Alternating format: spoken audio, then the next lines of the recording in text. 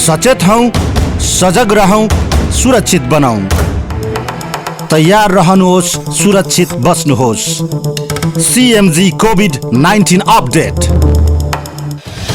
Capital Connection. Connecting worldwide.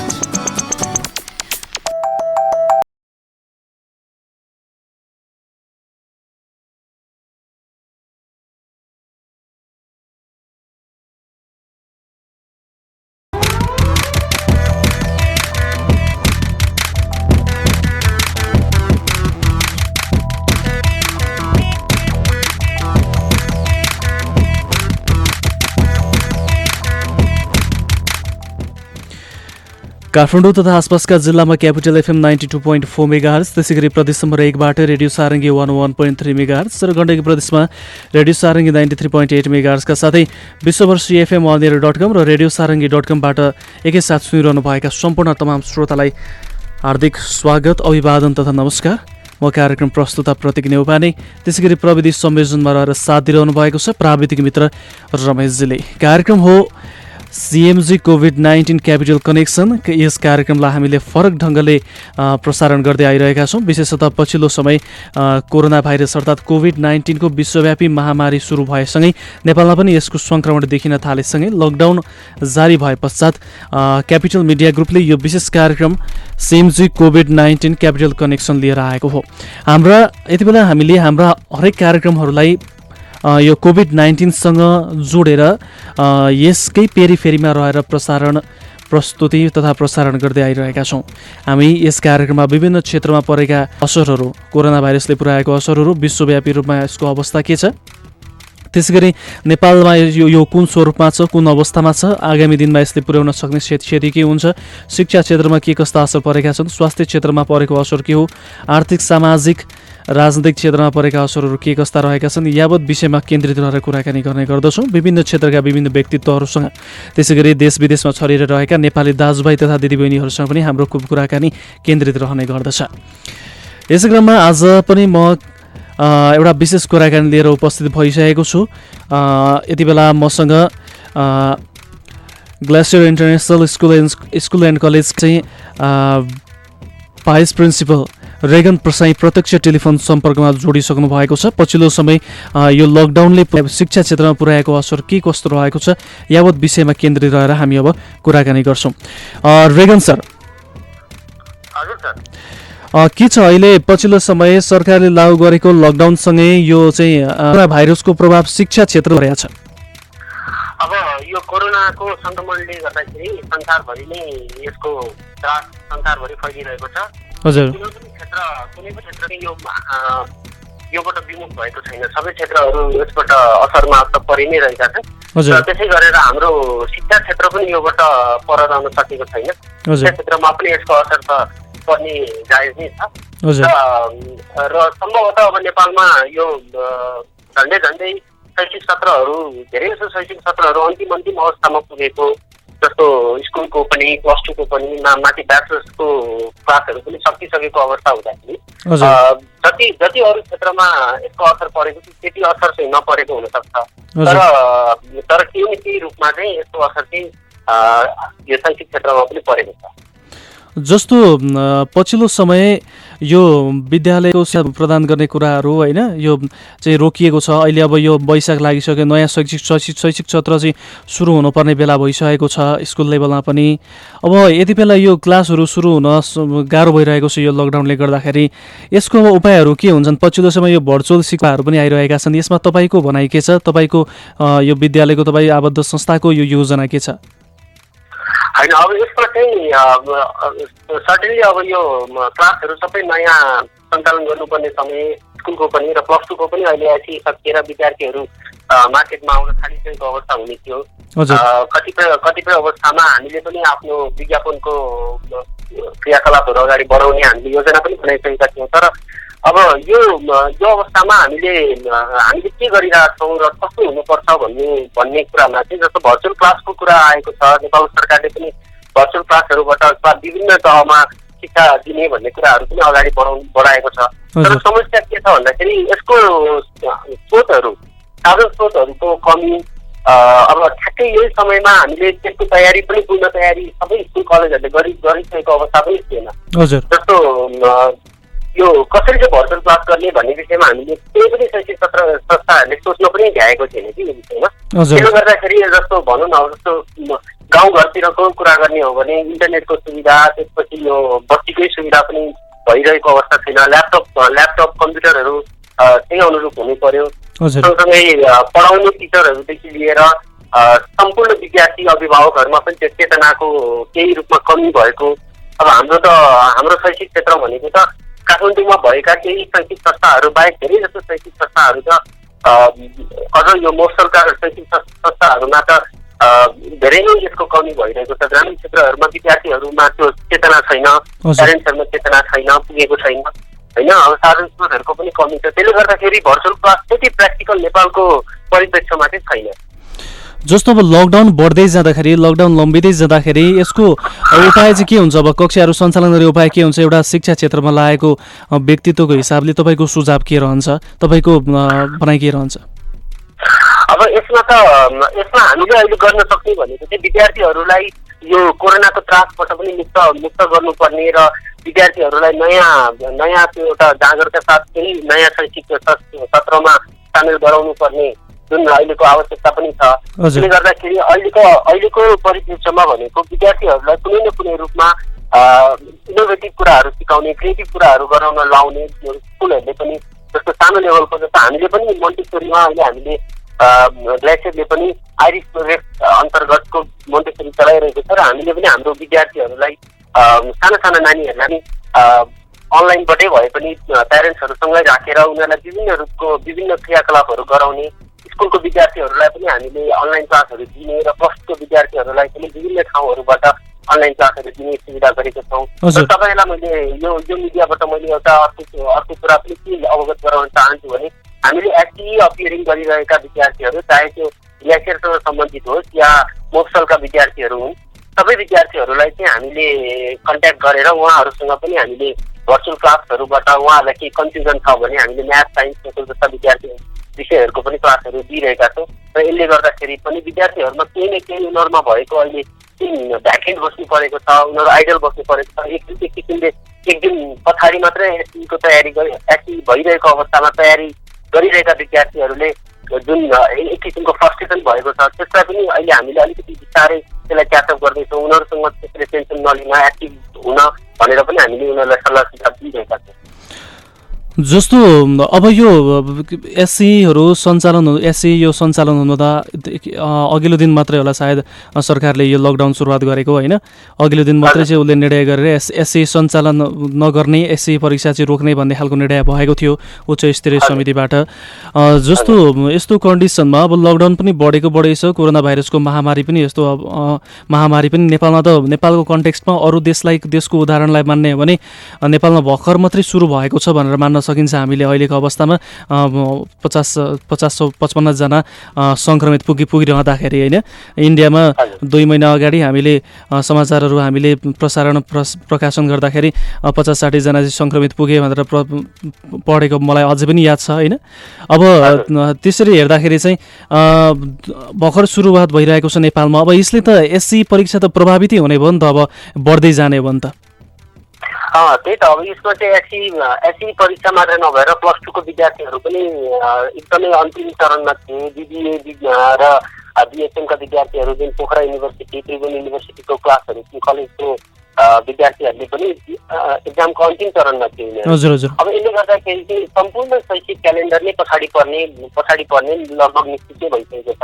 र हाम्रो अहिले शिक्षा मन्त्रालयले पनि त्यो अलिकति क्यालेन्डर धकेलिने, तर धकेलिए पनि त्यस्तो धेरै पर नजाने र सायद यो दसैँ तिहारको बिदालाई पनि उनीहरूले कटौती गरेर र विभिन्न चाडपर्वको बिदाहरू शनिबारहरूलाई कटौती गरेर भए पनि शैक्षिक सत्रको यो क्यालेन्डरलाई धेरै असर हुन दिन हुँदैन, सकेसम्म कम क्षति होस् भन्ने चाहना चाहिँ शिक्षा मन्त्रालयमा पनि भएको देखिन्छ। र त्यसैलाई सपोर्ट गर्नको लागि हामी शैक्षिक संस्थाहरू पनि तयार हुनुपर्छ। हामीले पनि जस्तो यो सिसकेपछि अब यस्तो त टुङ्गो छैन। अब संसारभरि मान्छे, अब ठुल्ठुलो देशहरू, विकसित देशहरूले पनि यसको कोसिस गरिरहेका छन्, कसरी कोरोनाको रोकथाम गर्न सकिन्छ भनेर तयारी त गरि नै रहेका छन्, कोसिस गरिरहेका छन्। अब त्यो बेलासम्ममा हामीले कति क्षति कम गराउने भन्ने कुरा चाहिँ हाम्रो नेपाल सरकार र यस अन्तर्गतको शिक्षा मन्त्रालय पनि त्यसमा लागि परेको छ र सम्भवतः यो क्यालेन्डरहरू बनाउने कुरामा सम्पूर्ण शैक्षिक संस्थानसँग पनि उनीहरूले हाम्रो मन्त्रालयले एउटा राम्रो कोअर्डिनेसन गरेर अगाडि बढ्यो भने कम क्षतिको साथै हामीले यो चाडपर्व र बिदाहरूको उपयोग गर्यौँ भने सम्भवतः त्यति धेरै शैक्षिक सत्रमा असर नपर्ला कि।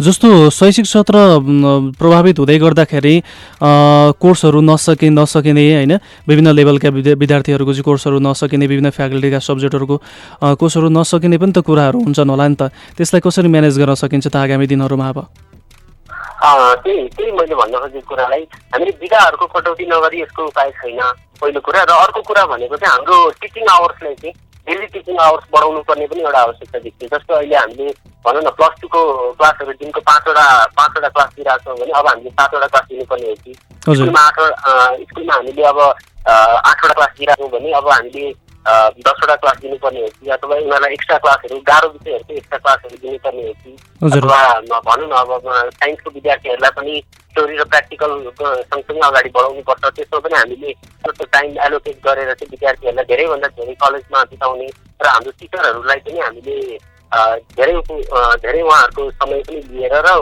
अलिकति हाम्रो टाइमलाई एक्सटेन्ड गर्न सक्यौँ भने सायद अब त्यसरी नै अगाडि बढ्नुपर्छ होला।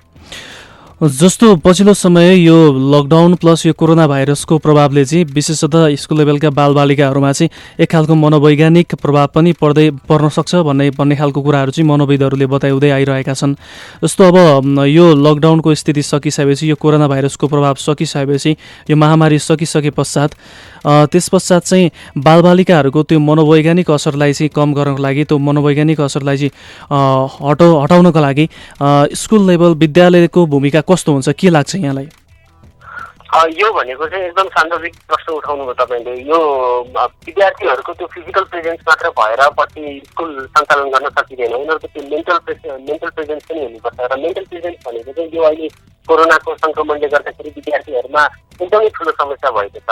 उनीहरूमा एक किसिमको अलिकति बुझ्ने विद्यार्थीहरूमा एक किसिमको आतङ्क भइरहेको छ र यसलाई हामीले कम गराउनको लागि यिनीहरूलाई सम्भवतः हामीले अलिकति प्र्याक्टिकल बनाउने, अलिकति इनोभेटिभ क्रिएटिभ कुराहरू गराउने, उनीहरूलाई अलिकति सोसियल बनाउने, उनीहरूलाई हुनसक्छ भने हामीले हाम्रो सोसल एक्टिभिटिजहरूमा यो कोरोनाको सङ्क्रमण सकिसकेपछि संसारबाटै यो मुक्ति भइसकेपछि चाहिँ हामीले विद्यार्थीहरूलाई एक किसिमको सोसल बनाउने, एकअर्काप्रति अब पिकनिकहरू आयोजना गरेर हुन्छ या उनीहरूसँग गेट टुगेदर राम्रो गरेर हुन्छ, उनीहरूलाई यसको असरको यो भनेको के हो र यसलाई हामीले कसरी न्यूनीकरण गर्न सक्छौँ, पछिल्लो दिनमा पनि कसरी योबाट बच्न सक्छौँ भन्ने कुराहरू विभिन्न तरिकाहरू सिकाएर र उनीहरूलाई चाहिँ पढाइ सँगसँगै अतिरिक्त क्रियाकलापहरूमा पनि इन्गेज गराउँदै अगाडि बढ्न सक्यौँ भने सायद उनीहरूको मनोवैज्ञानिक असर कम गराउन सक्छौँ। जस्तो हरेक कुराको पछाडि त्यसले सकारात्मक नकारात्मक प्रभाव परिरहेको हुन्छ, त्यसको सकारात्मक नकारात्मक दुवै असर परिरहेका हुन्छन्। जस्तो कोरोना भाइरसको महामारीलाई पनि हेर्ने हो भने नेपालको कन्टेक्स्टमा अहिले यो जुन यति बेला चाहिँ यो भर्चुअल क्लासहरू सञ्चालन गर्ने अवस्था नभइरहँदाखेरि यसले नेपाललाई एक खालको शिक्षा पनि त प्रदान गरेको छ नि, के अरे अलिकति प्रविधि मैत्री हुन सकिरहेको रहेनछौँ हामी भन्ने खालको एक खालको लेसन पनि दिएको छ नि त यसले, होइन? के लाग्छ यहाँलाई? त्यो एकदम सही कुरा हो। त्यो अहिले जस्तो तपाईँले भनेअनुसार शैक्षिक क्षेत्रमा मात्र होइन, यो प्राइभेट अरू अर्गनाइजेसनहरूमा पनि हेर्ने हो भने अथवा इभन ब्याङ्किङ सेक्टरमा हेर्ने हो भने, तपाईँको अरू कर्पोरेट सेक्टरहरूमा पनि हेऱ्यो भने यो चाहिँ सबैले महसुस गरेको कुरा रहेछ कि यो जस्तो हामीले चाहिँ यो हुँदैन होला भनेर कल्पना गर्नु नहुने रहेछ केही पनि कुरालाई। तपाईँले भने जस्तो टेक्नोलोजी मैत्री भएन भने चाहिँ पछि गएर दुःख चाहिने रहेछ। होइन अब अहिलेको परिप्रेक्षमा हेर्दाखेरि धेरै जस्तो शैक्षिक संस्थाहरू नेपालमा पनि काठमाडौँमा भएका शैक्षिक संस्थाहरूमा चाहिँ टिचरहरू पनि अभाइलेबल हुने, टिचरहरूमा पनि एक किसिमको कम्पिटेन्सी हुने हुँदाखेरि स्कुल कलेजमा यो काठमाडौँ बेस्ड स्कुल कलेजहरूमा चाहिँ धेरै ठुलो असर परेको चाहिँ छैन। यो अब भर्चुअल क्लासहरू गराउनलाई हामीलाई पनि त्यस्तो समस्या, धेरै ठुलो समस्या आएको छैन। तर हामीले के सोच्न सक्छौँ भन्दाखेरि ग्रामीण भेगको स्कुल कलेजहरूमा कस्तो असर परेको होला। अब त्यहाँ भनेको त जस्तो मैले अघि पनि भने नि, बत्तीको अभाव छ, इन्टरनेटको अभाव छ, धेरै कुराहरू छैन। मैले सुनेको अब कति ठाउँमा त रिचार्ज कार्ड लिनलाई पनि ट्याबैबाट चलाउँदा पनि रिचार्ज कार्ड लिनलाई पनि 15-20 मिनट हिँड्नुपर्ने, अब लकडाउनको समयमा त्यसरी हिँड्न पनि पाइएन।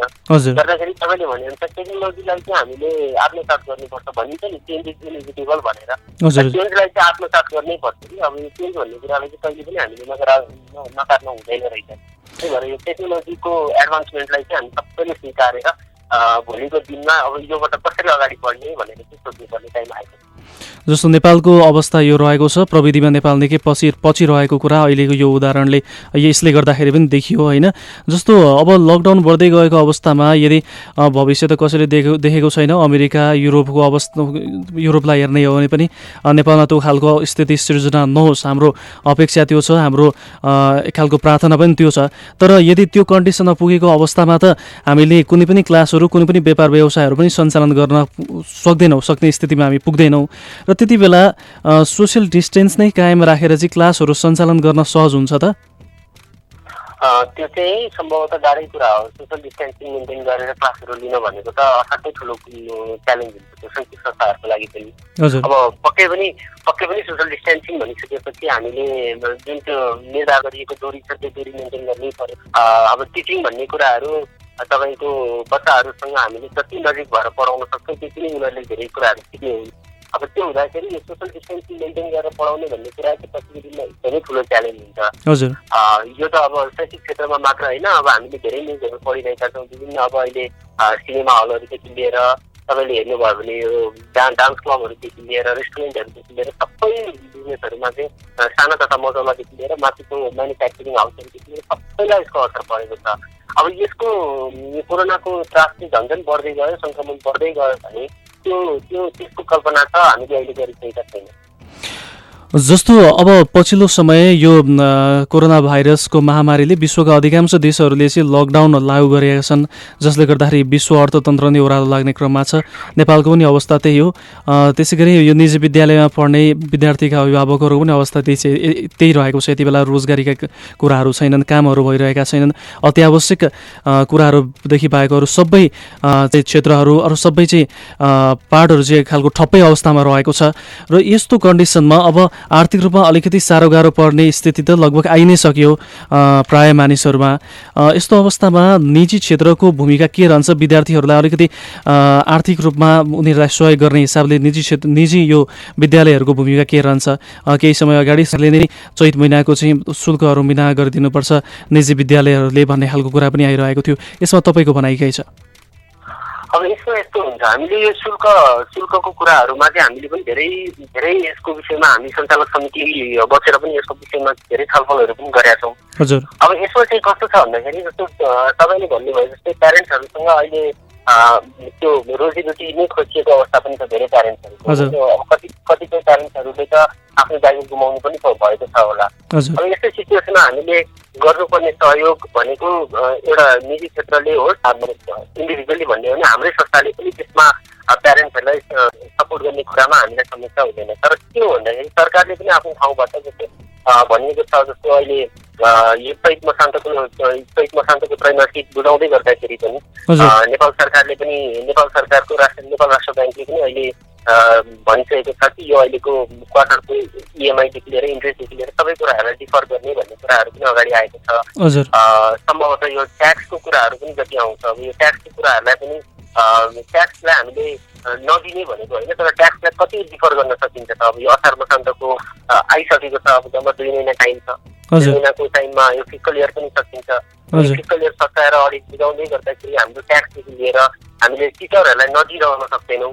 टिचरहरूको पनि आफ्नो घर चलाउनु पर्ने हुन्छ होइन। अब टिचरहरूको स्यालेरीदेखि लिएर हाम्रो एडमिनिस्ट्रेटिभ स्यालेरीहरूदेखि लिएर हामीले यसलाई अब जस्तै रेन्टहरूदेखि लिएर हाम्रो यो जति पनि अपरेसनल एक्सपेन्सेसहरू छ त्यो अपरेसनल एक्सपेन्सेसलाई हामीले डिफर गर्नको लागि हाम्रो लेभलमा हामीले गर्न सक्ने जति त हामी गर्छौँ। तर सरकारले पनि आफ्नो ट्याक्सको कुराहरू होस् या हजुरको यो राष्ट्र ब्याङ्कले तोकिएको इएमआईहरू होस्, त्यो कुराहरूलाई पनि सहयोग गर्ने नै छ होला। शैक्षिक क्षेत्र र निजी क्षेत्रभित्रका शैक्षिक क्षेत्रहरूदेखि लिएर सम्पूर्ण क्षेत्रहरूलाई चाहिँ एउटा ठुलै च्यालेन्ज छ। इन्कम स्टेटमेन्टलाई हेर्ने हो भने म्यानुफ्याक्चरिङलाई धेरै ठुलो असर परेको छ। हामीले यो नाफाघाटाकै कुरा गर्ने हो भने म्यानुफ्याक्चरिङ असाध्यै ठुलो घाटा छ। सर्भिस इन्डस्ट्रीलाई पनि हेऱ्यो भने जस्तै सेवा प्रदान गर्ने जति पनि संस्थाहरू छ जो चाहिँ प्रत्यक्ष रूपमा आफ्नो क्लाइन्टहरूसँग कस्टमरसँग रिलेटेड बिजनेसहरू छ त्यो बिजनेसलाई पनि असर परेको छ। हामीलाई चाहिँ अलिकति हामीलाई यो शैक्षिक क्षेत्रलाई चाहिँ अलिकति कम असर कसरी परेको छ भने नयाँ शैक्षिक सत्र सुरु भइसकेको छैन र विद्यार्थीहरू भनेको चाहिँ तपाईँको पढ्नै पर्ने उनीहरूको आवश्यकता हुँदाखेरि हामीसँग शैक्षिक क्षेत्रसँग विद्यार्थीहरू भोलिको दिनमा ठोक्किनेछन् ढिलो चाँडो भन्ने कुरा मात्रै हो।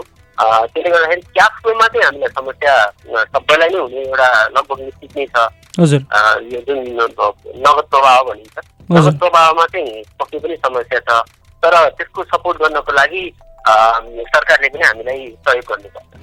के कस्ता सहयोगको अपेक्षा राख्नुहुन्छ तपाईँ? जस्तो निजी क्षेत्रको निजी शैक्षिक संस्थाहरूको योगदानलाई पनि हामीले नकार्न सक्दैनौँ। नेपालको शैक्षिक उन्नयनमा के अपेक्षा राख्नुहुन्छ? मैले अघि भने जस्तो शैक्षिक क्षेत्रहरूमा पनि ब्याङ्किङ लोनहरूदेखि लिएर ओभरड्राफ्ट लोनहरूको कुराहरू त्यसपछि यो ट्याक्स तिर्नु पर्ने कुराहरू धेरै कुराहरू हुन्छ।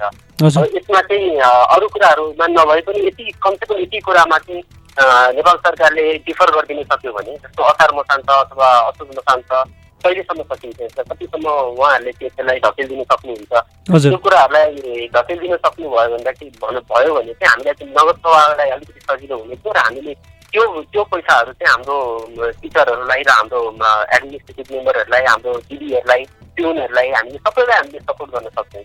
त्यसले त्यो कुरा चाहिँ हामीले सरकारबाट अहिले त अब सरकारले सबैतिर सबै गर्न त सक्ने कुरा आउँदैन सबै कुरा सरकारकै मुख ताट्यो भने चाहिँ शैक्षिक क्षेत्र निजी क्षेत्रहरूको काम पनि हुँदैन तर कमसेकम त्यो कुराहरूलाई चाहिँ हेरिदियो भने चाहिँ हामीलाई सजिलो हुनेछ। अन्त्यमा जाँदा जाँदै मैले सोध्न भुलेका तपाईँलाई भन्नु लागेका केही कुरा छन् भने भन्न सक्नुहुन्छ? मैले आज म यो ग्लेसियर इन्टरनेसनल स्कुल र कलेजको तर्फबाट भाइस प्रिन्सिपलको रूपमा क्यापिटल एफएमलाई धेरै धेरै धन्यवाद दिन चाहन्छु। यो कोरोनाको यत्रो सङ्क्रमण भइरहेको बेलामा पनि शैक्षिक क्षेत्रलाई सम्झिदिनु भयो हाम्रो दुःख के छ भनेर सोचिदिनु भयो त्यसको लागि क्यापिटल एफएमलाई धेरै धेरै धन्यवाद दिन चाहन्छु र सम्पूर्ण हामीसँग सम्बन्धित हुनुभएका हाम्रा कर्मचारीहरू हाम्रा सञ्चालक समितिका साथीहरू त्यसै गरेर हाम्रो प्यारेन्ट्सहरू विद्यार्थीहरू र हाम्रो शुभचिन्तकहरू सबैजनालाई चाहिँ यो कोरोनाको सङ्क्रमणबाट सेफ हुन र हेल्दी हुन म रिक्वेस्ट गर्छु र सँगसँगै हाम्रो नयाँ शैक्षिक सत्र सुरु भइसकेपछि हामी फेरि नयाँ जागर र नयाँ उल्लासका साथ फेरि पनि आउने नै छौँ भन्दै तपाईँहरूको यो क्यापिटल एफएमलाई परिवारलाई धेरै धेरै धन्यवाद दिन चाहन्छु। हस् यहाँलाई पनि धेरै धेरै धन्यवाद यो समय र संवादका लागि। हस् थ्याङ्क यू। उहाँ हुनुहुन्थ्यो Glacier International School and College Shantinagar काठमाडौँका भाइस प्रिन्सिपल रेगन प्रसाई। उहाँसँग हामी समसामयिक विषयमा केन्द्रित रहेर अहिलेको यो जुन कोरोना भाइरसको कारणले लागू गरेको लकडाउनले शैक्षिक क्षेत्रमा पुर्याएको असर त्यसै गरी पर्यावरणमा शैक्षिक क्षेत्रलाई विकासका लागि के कस्ता कार्यहरू गर्न सकिन्छ, अब शैक्षिक क्रियाकलापहरू कसरी सञ्चालन गर्ने, विद्यार्थीलाई शिक्षा दिने कुराहरूमा के कस्ता असहजताहरू रहेका छन् र पछिल्लो समय टेक्नोलोजीको हिसाबले नेपाल को अवस्था कहाँ रहेको छ भन्ने कुरा त्यो खालको चाहिँ यो भर्चुअल क्लासहरू सञ्चालन गर्ने कुरामा पनि केन्द्रित रहेर त्यसका असहज परिस्थिति त्यो सञ्चालन गर्नको लागि के कस्ता असहज कुराहरू रहेका छन् त्यसै गरी कतिको सहजता छ त्यो भर्चुअल क्लासहरू सञ्चालन गर्नका लागि लगायतका यावत विषयमा केन्द्रित रहेर हामीले कुराकानी गऱ्यौँ र हाम्रो यो अभियान निरन्तर जारी नै रहनेछ। हामी यो आफ्ना प्रस्तुतिहरू क्यापिटल मिडिया ग्रुप अन्तर्गत आफ्ना हरेक प्रस्तुतिहरूलाई चाहिँ पछिल्लो समय यो विश्वव्यापी महामारीको रूप लिएको कोरोना भाइरस अर्थात् कोभिड-19सँग जोडेर प्रसारण गर्ने क्रममा हामीले आफ्नो हरेक कार्यक्रमहरूलाई यसतर्फ ढल्काएका छौँ र विभिन्न क्षेत्रका व्यक्तित्वहरूको गुनासो त्यसै गरी अपेक्षाहरू लगायतका विषयमा कुराकानी गर्न गर्दछौँ, उहाँहरूको कुराहरू सुन्ने गर्दछौँ। यसै क्रममा आज हामीले ग्लेसियर इन्टरनेसनल स्कुल एन्ड कलेजको केही भनाइहरू सुन्यौँ, केही भनाइहरू यहाँ समक्ष राख्ने हामीले प्रयास गऱ्यौँ।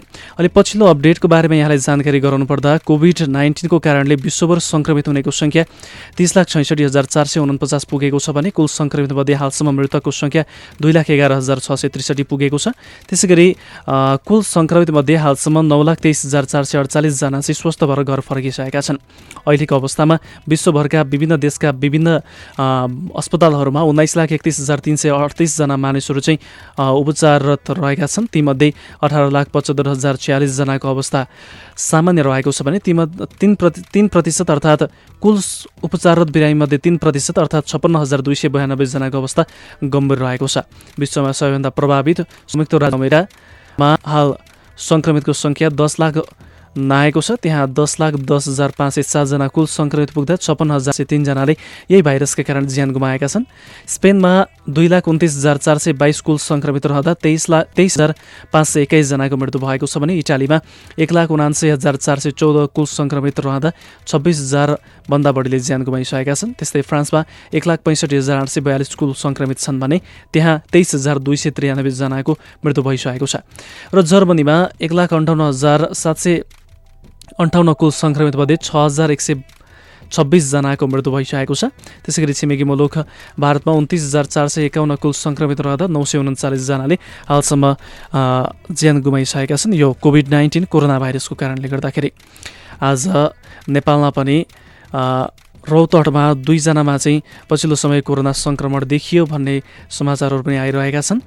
भलै यस विषयमा नेपाल सरकार स्वास्थ्य मन्त्रालयले आधिकारिक रूपमा पुष्टि गरेको छैन। तर रौतहटमा स्थानीय स्तरमा स्थानीय स्वास्थ्य संस्थामा चाहिँ त्यहाँ परीक्षण गर्दाखेरि त्यसमार्फत चाहिँ काठमाडौँमा पठाएर परीक्षण गरिँदाखेरि चाहिँ सङ्क्रमण पुष्टि भएको भन्ने स्वास्थ्य कार्यालय रौतहटका प्रमुख महेश शाहले हामीलाई जानकारी गराउनु भएको छ। हवस् त आजको लागि भने हामी यस कार्यक्रम CMG कोभिड-19 क्यापिटल कनेक्सनको अन्त्यतिर आइसकेका छौँ। यतिन्जेल कार्यक्रम सुनेर साथ दिनुभयो तपाईँ तमाम श्रोतालाई धेरै धेरै धन्यवाद। त्यसरी प्रविधि संयोजनमा रहेर साथ दिनुहुने प्राविधिक मित्र रमेशजीलाई पनि हृदयदेखि नै आभार प्रकट गर्दै क्यापिटल मिडिया ग्रुपको विशेष प्रस्तुति CMG कोभिड-19 क्यापिटल कनेक्सनको आजको यस बसाइबाट म कार्यक्रम प्रस्तुता प्रतीक नेउपाने बिदा हुन्छु। नमस्कार।